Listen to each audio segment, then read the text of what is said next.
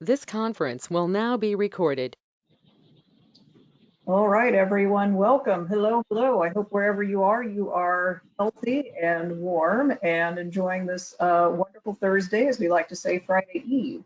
So this is our 2021 agenda setting call for the Operational Excellence Decision Compass Group. Glad to have you here today. I'm Penelope Brown, and I'm the Content Director for the Manufacturing Leadership Council. So just a few brief announcements we'll set off with for a few upcoming events and activities we have going on around the MLC for the next few months. After this, we will get into our agenda setting discussion, the main event today, where we will go over a brief review of our topics that we covered in 2020 and a few of the topics that I've proposed for 2021, but I want to make it clear that this meeting is about you today and about your thoughts. So the more that you can share with the group about what your thoughts are, what your operational challenges are, the more we'll get out of this and the more that we can make sure that we provide good content for you coming up this year. So again, this is your group and your discussion. So we'll open it up for that after that. So we've got a few virtual plant tours coming up. In fact, we've got one next week happening at MXD on a theme around cybersecurity, get smart or get hacked. So some of the things we'll focus on there are seeing actual demonstrations, technology demonstrations of things that fall within the NIST cybersecurity framework. So that includes things like the identify, protect, detect, respond, and recover for cyber threats. Also, they will demonstrate some examples and methods of software you can use to prevent a cyber attack. And you'll also get a description of the critical elements included in a cybersecurity incident response plan. So if you haven't signed up for that, please make sure that you do. Following that in April, we'll have a tour with IBM where they're going to show us, I think that we know of one of their facilities in Hungary. So you'll see the value of an agile organization, upskilling your workforce, deploying structured workflows, and the technology, what technology adoption means for digital transformation.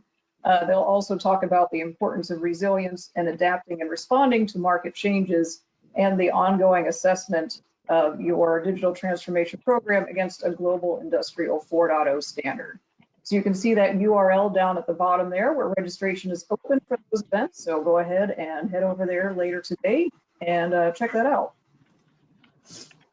And finally, we have introduced a new series of virtual events this year, this masterclass series. Some of them are coming off of our rethink topics that we had last October. So as you can see, we've got some of these set up, including one tomorrow that you can join about accelerating digital transformation. And we'll also examine quantum computing and 5G's acceleration for M4.0 transformation. So that's coming just next week. You can go ahead and sign up for those as well. If you just shoot us an email, I believe we will have those listed on our website soon as well. But if you're an MLC member, you've probably been receiving direct invitations for these already.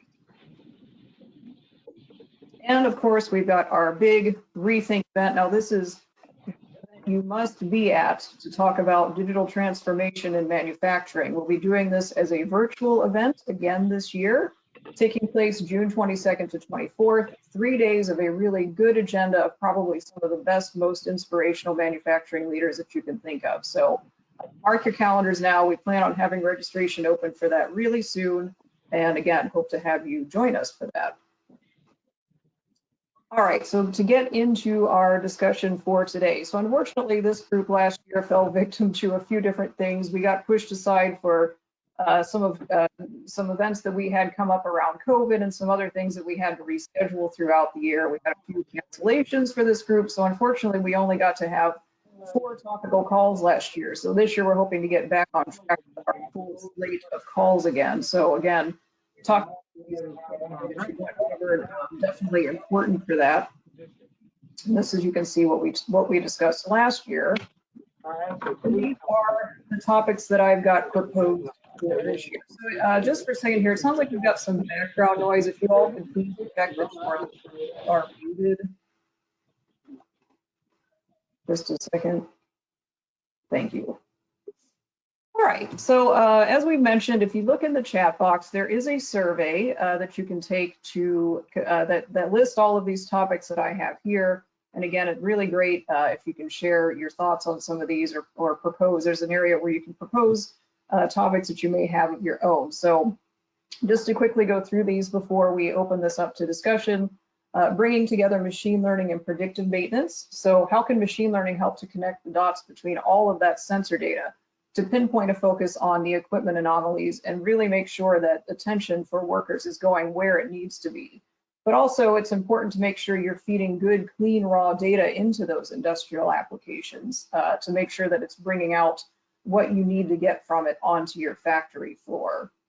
The next part of this gets into COVID-19 lessons. So I think last year we heard from a number of businesses that found themselves caught a bit unprepared as the pandemic unfolded last year. So probably a lot of focus around what needs to update with contingency and business continuity plans. So what are those lessons that we learned from the last year that can be applied going forward? Hopefully we never see any disruption on the scale of what we've seen with COVID-19. But of course, the lessons learned from that can be useful for smaller crises as well. So the next part of this, we talked about this a lot in sort of our ad hoc town hall calls that we had last year with the MLC about safety in the COVID and the post-COVID era. Obviously, traditionally, safety is focused on a lot of times human equipment interactions or other hazards like that. But COVID-19 brought in sort of a new, I guess you would almost consider like a biological element to this. So people having to wear face masks and people social distancing and installing all of those plexiglass barriers and things like that. So of course, a lot of those measures are not likely to be permanent, but what do those kinds of things mean for safety going forward into the future? What kind of considerations will be made based off of that? And the last one I have on this slide, 5G deployment and the future of quality, safety, and performance. So 5G networks are really starting to proliferate in a lot of places, and it can mean a really good boost for your industrial Internet of Things deployment, some of the coverage that you can get from that. So what does that mean in an industrial setting, and how can you use that to improve your future performance? And our next 4 topics that I have proposed, next level operational transformation with digital twins. So we've heard a lot from members that they're very interested in deploying digital twins or scaling up what they're doing with those. So how can you, now that they've become a lot more accessible to companies of all sizes, how can you really put those to work for you? And if you're getting one in place or you've already got one in place, how can you make sure that you optimize that in terms of the focus that you have on your machinery and your software investments? Below that, I've got creating a culture of quality. So, just kind of making sure that your quality campaign is really starting from people first, and management is really driving that as well to help reduce and prevent errors going forward. It's human nature for people not to want to prevent or not to want to report or speak up about errors, especially if they were caused by human beings. So how can you set an example where people feel, I guess, safe maybe to come forward and create a real good culture of quality about how people should work and think to drive those results? The next one is kind of a perennial topic for us, breaking free from proof of concept purgatory. This is, of course, getting past that pilot stage for your digital manufacturing initiatives and scaling those up, be it to other parts of your manufacturing operation or even all the way across your enterprise. We hear all the time from people having a tough time getting those moved to scale. So there's a lot of different approaches you can take for this. We think it's worth talking about a lot because it's something that we hear about all the time. So we're happy to bring that up from different points of view. And the last one I have is more about green continuous improvement and creating more sustainable operations. So those principles that you use from lean and continuous improvement can be applied to make your operation greener through things such as reducing energy or your water use and eliminating scrap and waste and driving other efficiencies in your operations as well. So that's what I've got from this. Now I would invite any of you that want to speak up on these topics or what you have to propose.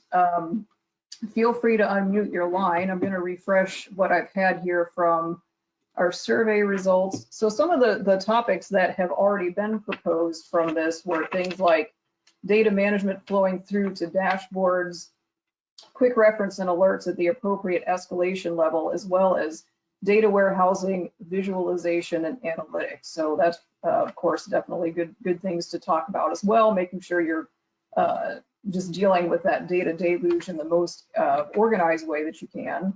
After that is global implementation, tracking, and confirmation of lessons learned. We had another one for delivering productivity and capacity improvements via Industry 4.0 solutions and creating a global or enterprise approach to operational excellence versus one that is at a local or factory level approach. So those are all really good topics that we've had proposed so far. And if anybody has anything to say on this, please go ahead and unmute your line and give us a chat. Let us know what you think.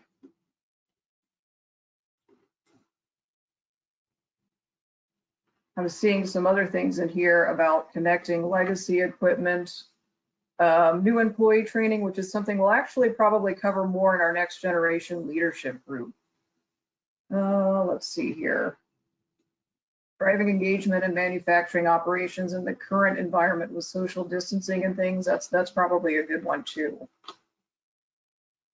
So is anyone willing to come on and speak up a little bit about what you think about these topics, or maybe about what your biggest operational challenges are now that you'd like to discuss?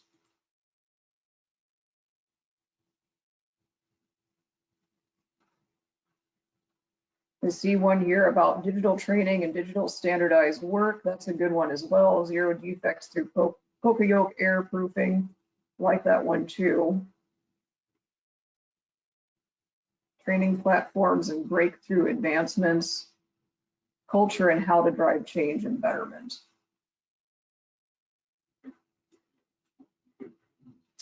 So I see Al is asking, how many topics can we have? Al, it's the sky is the limit. Anything that you want to report to see. I think we've got 7 meetings coming up this year. So that's how many we'll cover this year. So obviously all the ones that I've pitched, you won't see all of these. But again, anything that you want to discuss. Al, did you want to come on and talk a little bit about any ideas that you've got? No, Penny, I was just wanting to get an assessment of, how many of these can we really address in the coming year, and that's like 7, right? Correct. So I guess today we're here to find out which of these are the most important to you. Oh, so Chris Singleton just commented with transitioning legacy systems and tools using big data and new tools. So that's definitely a good one too. So let's talk a little bit about that. Is legacy equipment connection something that's of interest to this group? I know that's another sort of one of our perennial topics, but definitely one that we're willing and able to cover. Has anybody got comments on that, Chris, or anybody else with what you're experiencing there? Can you hear me okay? Yeah, go ahead. Okay, so I think for me, this is twofold, okay? Legacy equipment is one thing, our company is looking at that, but we're also, mapping, bringing on newer equipment, new lines so that we have, we're able to use the big data.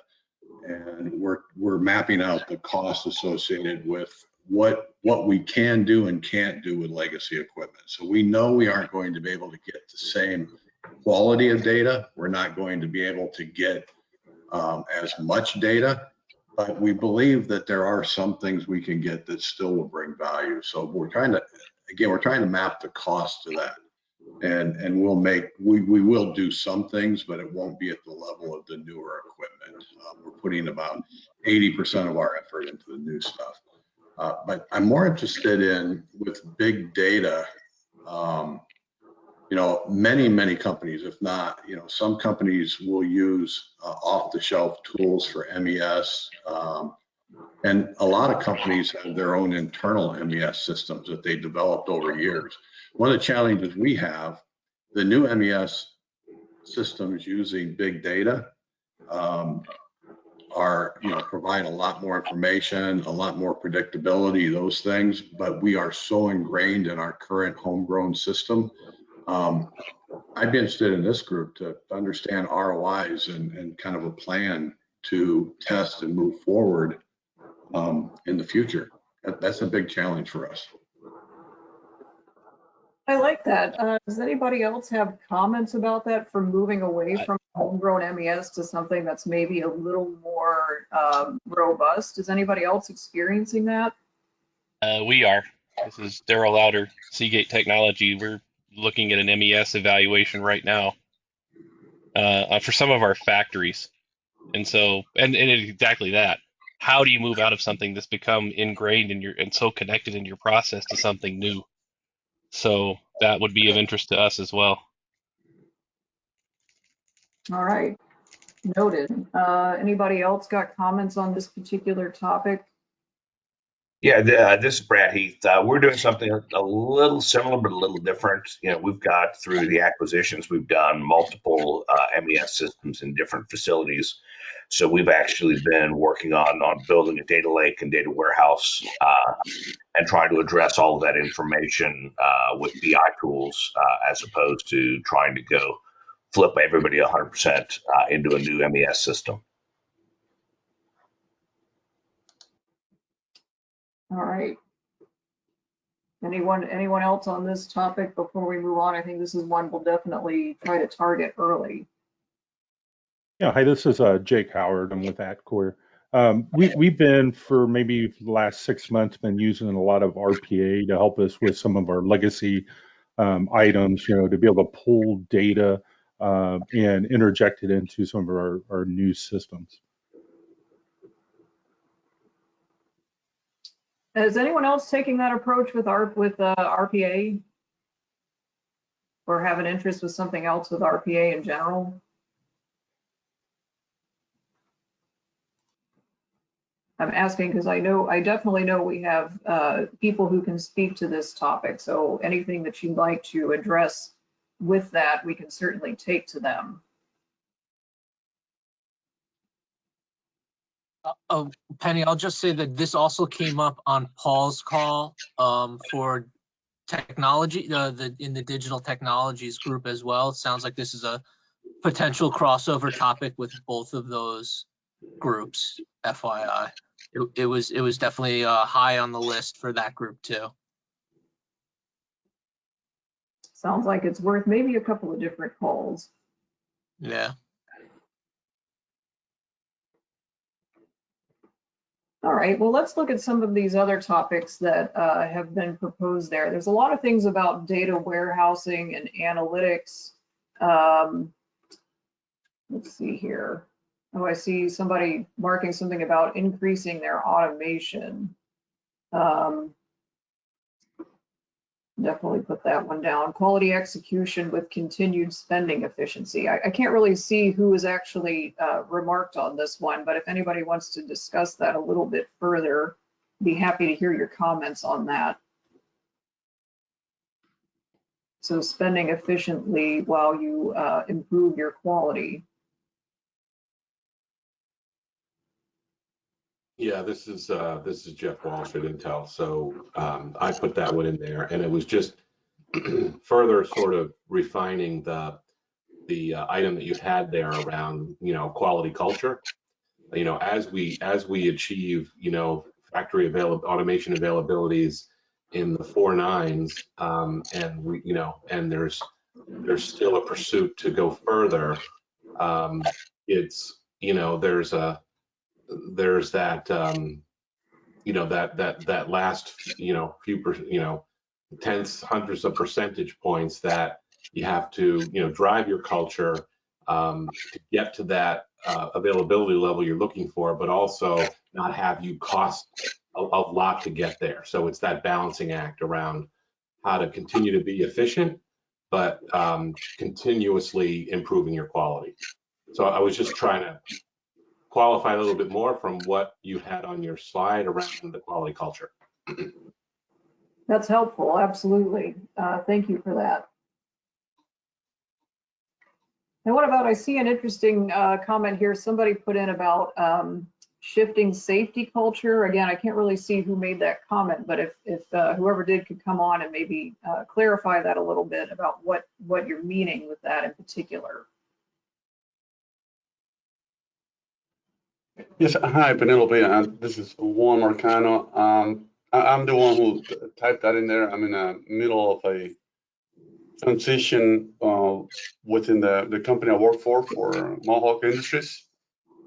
And we are we're in the process of implementing the safety management system.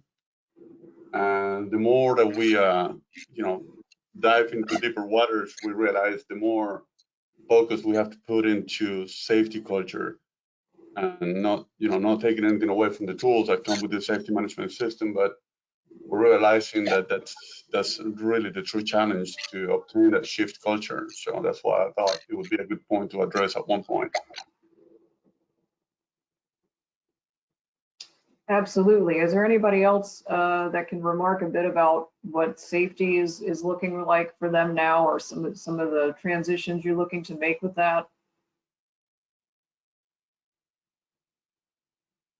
Or maybe how you're using technology to improve safety, or want to, even if you're not doing it now?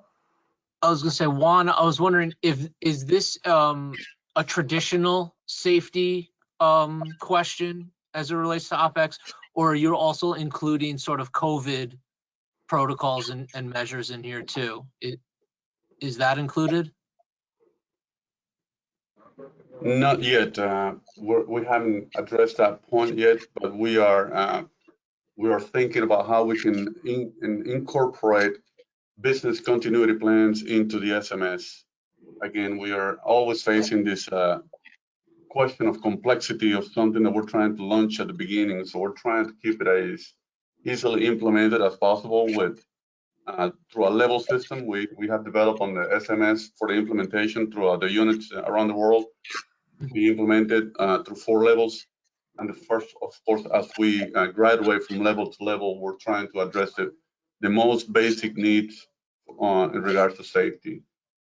COVID, I'm thinking that our goal is to begin implementation in June. I'm pretty sure that COVID will have a role in the implementation of the SMS.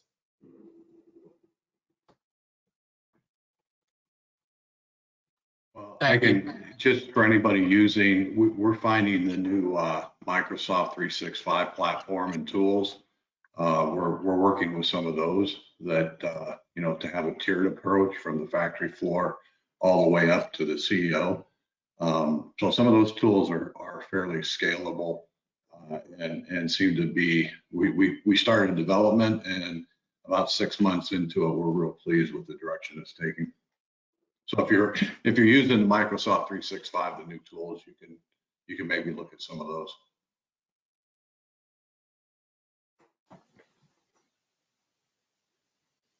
Penny, can you jump to the next page too, so people can refresh their memory on those?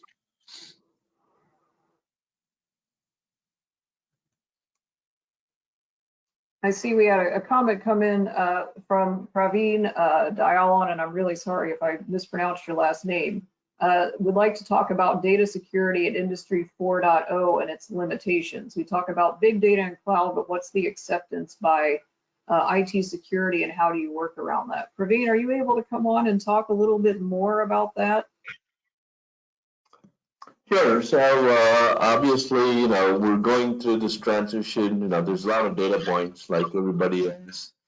Every time you want to do something, there's a lot of limitations about security, about what we can do, what we cannot do.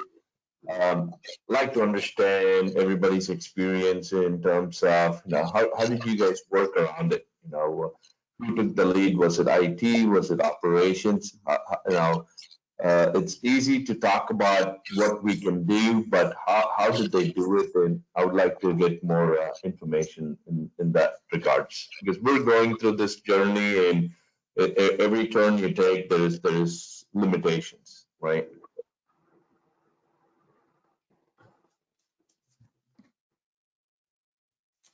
Absolutely. And leadership and ownership of those things are definitely worth discussing, because I know there's a lot of variance in that between organizations, who's in charge for those kinds of things.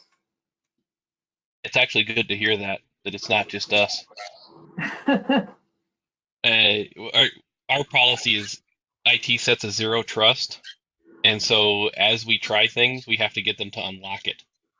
And so, like, if we were working in AWS or Azure in those senses, in a sense of that, if we want to do something, somebody will usually try it on their own account outside of the firewall.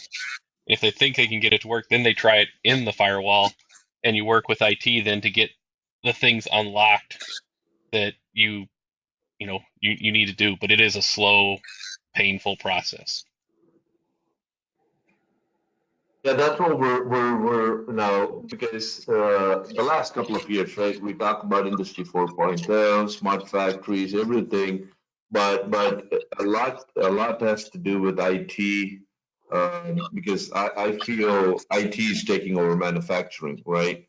But are they in sync with us? Are they moving at a pace that we want them to move? And we're finding a lot of issues there. Perennial IT OT discussion. Yeah, that one came up on this group. I think obviously not last year, but maybe a couple of years ago. So it's something we can definitely revisit.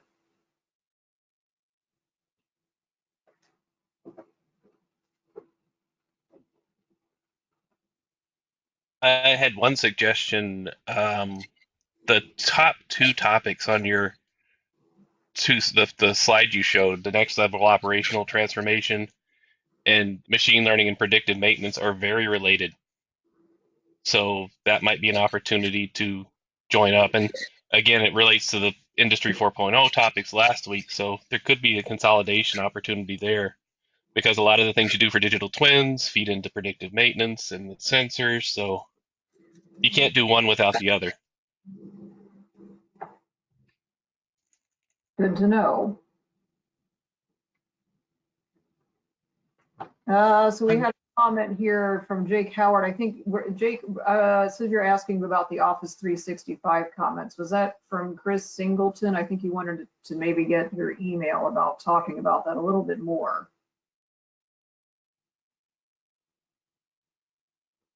Yeah, I sent my email to Jake. Okay, Yeah, great. thank you. Very good.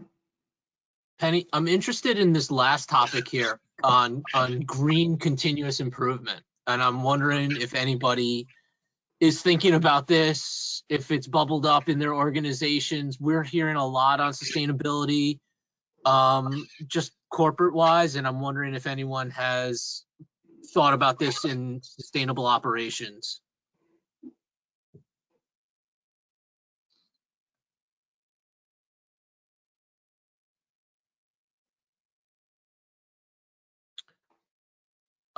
I'll take that as a no. Well, I know this has come up a lot within our supply chain group, and I don't want to put anybody on the spot in case they're on the call today, but I know we had a good plant tour in the before times at IPG, where they were doing those energy saving treasure hunts around their facilities. It was helping them figure out low cost and no cost ways to reduce their energy expenditures. So something along those lines, but anything that maybe that anybody would like to discuss about sustainability. We haven't really talked about it from an operational level, at least not in this group. Again, it's been more from the supply chain side. Yeah, and I mean, this is Jeff again from Intel. You know, I know that we have like a continuous green, initiative. It's for Intel, it's more in the corporate services, facilities type of organization at the company. So I'm sure they have a roadmap. I just, that's not the area I'm in, so I don't have, I don't have the visibility to that. I can get visibility, but I don't have it off the top of my head. So Sure. it's something I could help out with if needed. If it became a topic, here within the group, that'd be fine. And I guess the other thing I'd say is that, as we've talked about the manufacturing 4.0 and some of the items here on the list, someone mentioned earlier about, OTIT. As we move forward with this stuff, I think it'd just be interesting to hear how people are moving forward with this organizationally and structuring their organizations to push it forward. How much is the OTIT becoming more merged together, or are they, are they separate, and what's the rationale for that? What strengths does IT play in that role versus, the OT side? So again, maybe that's already been done, and if it already has been, exhausted the topic, then maybe I can just be pointed to where that documentation might be. No, it's definitely not an exhausted topic. I mean, like I said, I think we talked about it maybe a couple of years ago, but it is something that we see a lot of times in our member surveys that we put out to the membership, asking about that. We're still very relevant. So I think that would be worth addressing about how you can get IT and OT to share turf a little bit more than maybe they are now. Yeah, because I'm in the midst of working with two consulting companies right now that most people on the line here would know, and and some of the things we're working with them on is not just how do we advance our manufacturing 4.0 initiatives and accelerate them actually. And along with that is in order to accelerate, how is it best to organize within the company, within the different groups within the company? How much do you federate? How much do you centralize? Who really should be, what was traditionally OT, what's traditionally IT? Is it, how do they merge together? What's the best way to accelerate things? And the organizational aspect of it, structure has something to do with that. So we're currently looking at that to see how we need to do it within Intel manufacturing, to help us in that space and to help us figure out what's the best way to enable our acceleration. Yeah, I'd like to, has anybody else got any thoughts around this particular topic, just so we can make sure we really nail it down, because this will be another one that we put toward the top of the list. It's been a while. This is Rich Trinka. We see a lot of the same thing, and even if we look at some of the resources on Gartner, if you look historically over the last year and a half, their approach has changed significantly to more of an IT-led role within the company to help bridge those gaps between operations and IT. And we've really kind of arrived at, the IT side needs to have some element of the architecture, the data integrations, and the business process integration, as well as, on the technical side for leadership, applications governance, and things like that. So yeah, this is a big topic and very much a moving target. We'll move that one high on the list for sure. And you just brought up a good point. I've been looking at this, in this area for 20 years, and it shifts back and forth. It's not, it's like you just said, it's a moving target. So it depends a lot on the technology and the time of, is it IT, is it OT? So it's probably a good, yeah, like you said, just a topic to keep revisiting because it changes continuously. Yeah, I know for us, it was a lot of trying to identify where the gaps were and then who is best suited to help fill those gaps or provide leadership there. And in some cases, it was in operations, and in some cases, it was in IT, but it's very much a gray area. And then if anybody's able to, experimenting with it, be able to, be able to shine a light on, what were the success, what were the experiments that were successful, and which ones still have their complications and why, just to get a sense of, we're getting a sense through working with some consultants on, companies that they believe have, solved some of this. They're not completely, perhaps they're not completely, world class or leading the industry, but certainly they've made good strides, and it's worth understanding what they did, why they did it, and what results they're getting too. So it would be that kind of ongoing discussion. It would just be good also to see those success, those who've had success and what did they do, and also some of the pitfalls. Yeah, I completely agree. The lack of maturity and having a plan in place for how this works and drives throughout the entire company, certainly leads to having to find people that could wear several hats.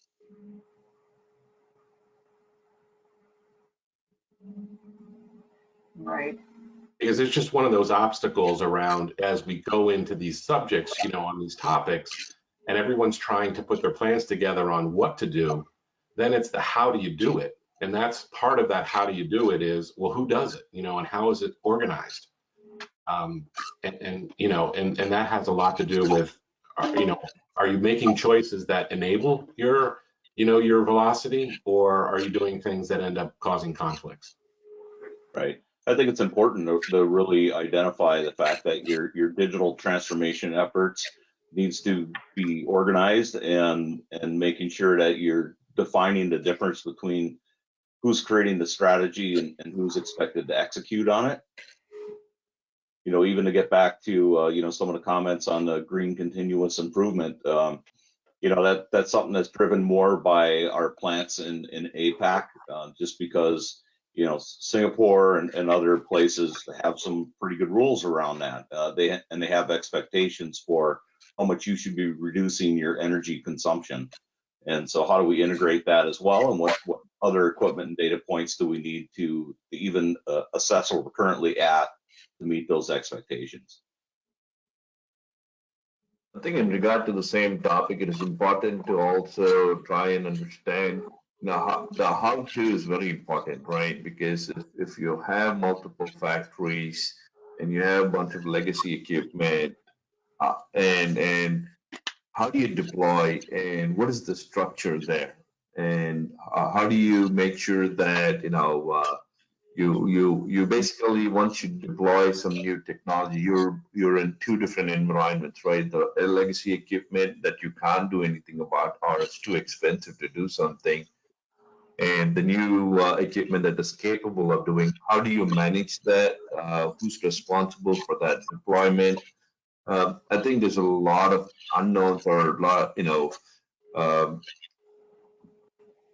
difficulty in managing these two different environments at the same time. Hey, Penelope, this is Bob Martins at Nexter. Hey, Bob. Hi. I've been talking with Dan's on the call too, Dan Drowley. At Nexter, we have a pretty unique way of approaching our digital trace technology, and we combine not just IT, OT, but what we call ET, or engineering or enterprise technology. That's really a key for efficiency, and we'd be willing to share how we do that with the team, and it's resulted in some pretty fast to market gains and some really good efficiencies over time. We're not perfect and we got a ways to go, but our overarching structure and the way we go at things has proven to get us to market pretty quick on a lot of things, and it starts all the way back at design concepts, and those design concepts get rolled right to the plant floor, while also collecting data along the way and have specific processes to enhance all that. So I think we have a fairly good overview that we'd be willing to share.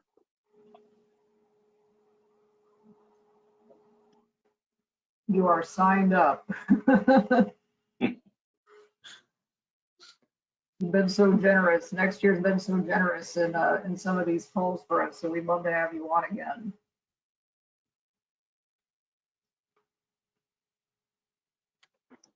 And I would like to comment, somebody had mentioned something about, not just the what of what technology is, but also the how of getting it done. And I will emphasize that this group is about the how. We also have our Manufacturing 4.0 Technologies group, which is a little bit more about the what and explaining some of these technologies. But this group, we really want to focus it more about how you can apply and deploy that to what you're doing in your plant. So that's certainly what we want to deliver here.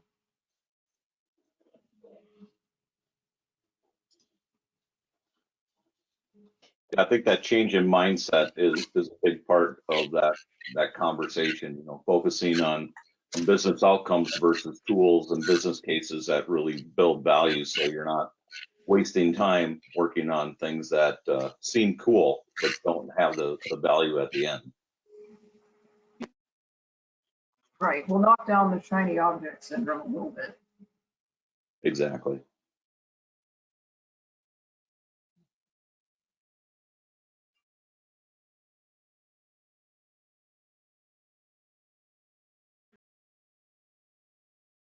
All right, any other topics here that people want to discuss a little bit more?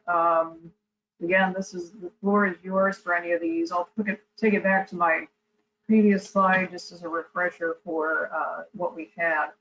I know we've covered a few of these already.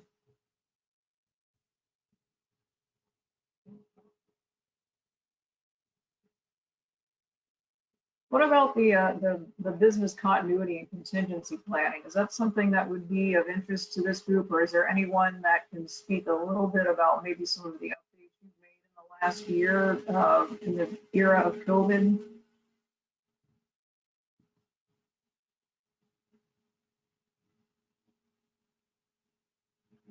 I mean, I think we've all experienced it, you know, there's no one that could avoid it. And probably everybody's got their lessons learned, you know, and how things will be different, you know, what we're calling the new normal. Once we get past this and we're able to confidently move people back to the office, it won't be the same as it was before. And I think everybody's in that same boat. So I guess there's a lot of things that, you know, everyone can share. I guess the question would be, what would people be looking for here in terms of the value of spending the time on it, you know, just because everyone's experienced it. And so, you know, we can certainly share all the things we learned, what we dealt with, the physical human safety, the business continuity piece, you know, those two areas are certainly things that we experienced, we all experienced really. So on the one hand, you know, it's something we can share. I guess the question is, given that we've all experienced it, what would people find sort of an outcome that's valuable to them?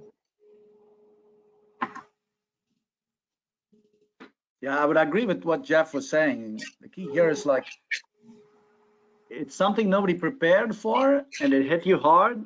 Now we all have our own ways of dealing with it.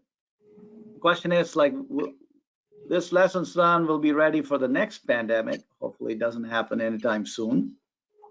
Right, but as a topic itself, I'm just curious to see the value proposition because we already dealt with it. Sure. That's an opinion, yeah. Yeah. I will say, I don't know, DB, am I allowed to talk about some of the upcoming vaccine things that might be coming out of the NAM, or is that still kind of quiet?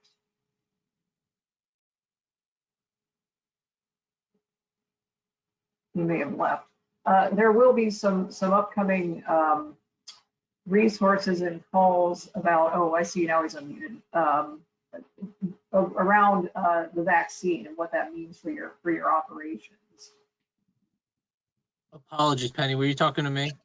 Yeah, I'm sorry. I didn't know if I was allowed to mention some of these things that the NAM is going to have coming out about some of the vaccine and some of those things, what that means for your operations, and as well as like vaccine adherence or overcoming vaccine reluctance, I guess. It gets a little bit off of what we would typically focus on in this group, but it is important, obviously, because it does affect. Yeah. So we did the call that's recorded for folks back in December, more on some of like the legal issues around it. And now the campaign is on sort of vaccine hesitancy. So, you know, there was a study done that, you know, from several companies that only 40% of their employees would actually be willing to take the vaccine if it was made available.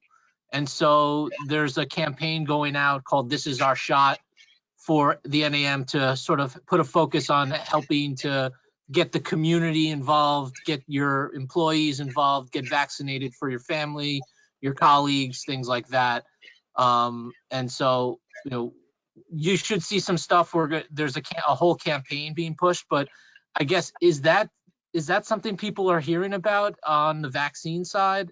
Are your employees willing to take the vaccine? Have you tested this theory at all by any chance?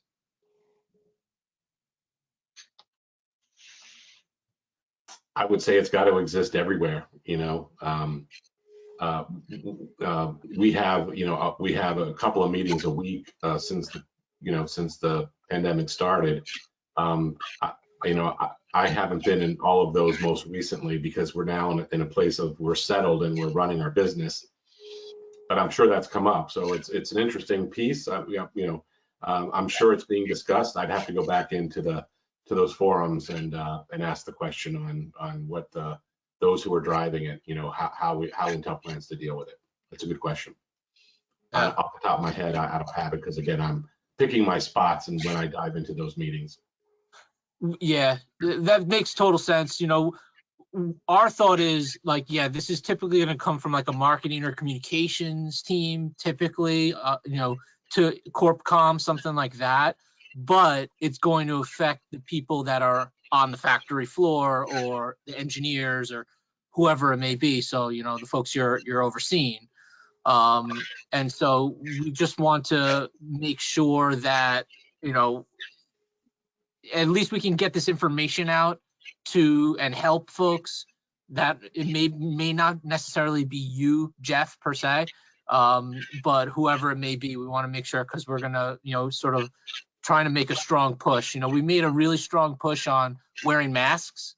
I don't know if that had come across your desk on some of the NAM's push on masks, and this is our next big thing that we're starting to hear a lot of, where now the vaccine's available and we're going to come and create strategies so that we can get everyone vaccinated so we can go back to normal or as close to normal as possible. I think from a Streamflow perspective, just jumping in, there's a huge education component around this that needs to be rolled out. And I think you're right, through a communications or marketing strategy needs to be done. To educate the population within the plant floor and on the factory floor. We haven't polled our staff or asked our staff or even really tested those waters yet. We run a flu shot clinic like a lot of companies every year through the health office. So we're wondering if we can offer a vaccine through the health office once it becomes readily available. But then there's also a push and a bit of a talk within the oil and gas industry and the oil and gas manufacturing industry as to whether or not we make it mandatory in a condition of employment. Some of the oil and gas companies were they're talking about making a condition of employment before you access even the job site. So the factory floor is one issue, but then when you roll it out to a customer's location or a customer's job site where we're taking the manufactured goods out to be installed, it's almost like you're going to have a vaccination passport or proof of vaccination before you get access to site. So there's the legalities of that, there's the jurisdictional issues of that, and then there's also the human rights and the employee's decision of choice. So there's a lot of things to unpack with it. Yeah, so a lot of that stuff was talked about it on the December call, Grant. Still also very important. I still think people are creating their plans around that. Yeah, for sure. And it's like, whether it's a religious reason or a health reason or something that they physically can't take the vaccine, that was all discussed and all the legality components of it. And so, but to your point, finding out if people will even take it, if it's made available to them, that's kind of where we're trying to battle on the front lines right now. Yeah, and that's probably a very good first step just to kind of test the waters. Yeah, I see a few comments popping up. Bob Martin's commented that next year has surveyed its employees to see who would be interested in receiving the vaccine on site if they were to offer it. And I see Brad Heath has commented about HIPAA issue if it's on site, but probably I would guess similar rules to like if you're offering a flu vaccine. I would assume. I'm not an expert on this, and I know a lot of it varies state by state too, because I think. I know some states, I think it's you have to take it through like a Department of Health or something like that. They're not really, it's not really something that, at least not now, of course, because I'm sure because of supply, not really offered to what you would consider maybe more of a private type situation like this, as opposed to something that's like a public health entity. But I'm also going to put in the chat box for everyone. This is the project that the NAM is doing. It's called This Is Our Shot. If anyone has interest in exploring it further, check out that page. There's a guide and resources and a lot of information on there as well.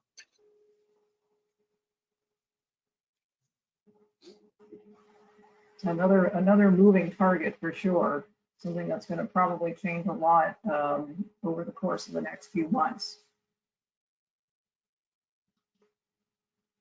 So I see a few people have put comments in the topic, or I'm sorry, comments in the survey about digital training and work instructions. We will be addressing that in one of our other DC groups. The other one that I run, the Next Generation Leadership and Changing Workforce Group, is going to have a session on that. We're planning to in March. So be sure to sign up for the invitations from that group if you're not already getting those in addition to the ones that we offer from here. So far, it looks like the topics that we've gleaned that were not on my list that are a bit evolved from my list would be talking about sort of graduating from that homegrown MES into a bigger, more robust system. Talking a bit about things around green initiatives as well and sustainability and efficiency, and of course, the IT and OT discussion that we had. How do you bring those together a little bit more, which again, something that we can talk about from a whole bunch of different angles. And who's in charge on that one? Who's in first? Who leads the way? All those kinds of things. And the outcome of that is, and the reason we'd be talking about that is because we're trying to figure out from an outcome perspective, what enables acceleration, right? Because everybody's doing it. And so you're trying to be faster and better than your competition, because by doing that you can lower your costs, and when you lower your costs, it has all those implications around the company gross margin and profitability and all those things. So that's the outcome that we're trying to get to with that. Less about just and I'm not saying you're saying this, Penelope, I'm just trying to add to what you're saying. And try to put a finer point on the outcome that we're looking for. There is ways in which success has happened that enables companies to accelerate, as part of the competition, whatever segment of the, whatever industry they're in. Oh, thank you for that. Because we're all doing it, like we're doing it, but we recognize that when we look at some members of some companies that we compete with, they're doing it better than us. And so what do we need to do differently? And doing differently means a lot of different things, but one of them is, how are we organizing ourselves to enable acceleration? And then there's the part around, well, what skills do we have to be able to actually, execute on things? What is our data foundation? What is our, analytics tools, platform, and all that kind of stuff? But you can have all those things, but again, if you're not organized to enable acceleration, enable velocity, you're just not going to go as fast. You're just not going to make as much progress as your competition might. And so that's the outcome we're trying to pursue, at least in my world. So accelerating and becoming more competitive, you're looking for those types of outcomes. Right. As just opposed to like who's doing it just for information's sake. Right.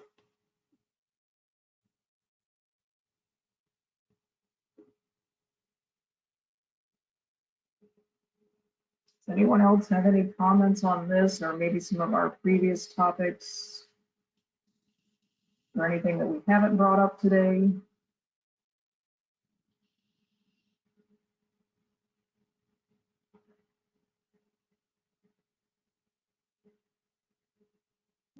No, it's been good. Thanks for leading this. Oh, well, thank you for being here. this group, again, it's about you. We really want to make sure that we're delivering the topics that are important to you and the information that you want to know. So really good. This has been a productive call today for sure. Glad that you're all able to join us. Thanks, Penelope. Yeah, thank you. I see Thank Al you. Good conversation. topic make the top 7, and I'm going to say yes, Al. That it definitely will. I think that's going to be one that we'll bring up pretty soon. Try to get that one loaded on the front end. Okay, Thanks, thank great you. conversation today. Yeah, thank you, everybody. Again, if there's anything else that you think of, I'm trying to move my, whoops, I didn't even bring that up. Again, these are our dates for our calls that we'll have this year. So we're actually not meeting again for a while, March 25th. So almost 2 weeks from now, about 2 weeks, I guess. But this is our full agenda of dates that we have this year, and hopefully we won't see the level of disruption like we had last year, and we're able to fulfill all of these. So again, if you have any thoughts, you can email me, pbrown@nam.org. I apologize that I don't have my email address up here. I'd love to hear from you. You guys really gave a lot of good input today.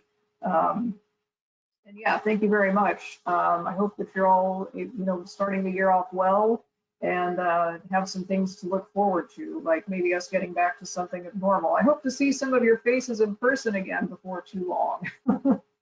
It's been, it's okay during these virtual meetings, but it's good to see you in person too. Absolutely. All right, everyone. Well, again, if there's anything else that you have, questions, comments, or concerns, please reach out. We really do love to hear from you, and have a wonderful day. Thanks for being here today. Thanks, Stay Penelope. safe, everyone. Thank you again. Thanks, everyone. Take care. Bye-bye.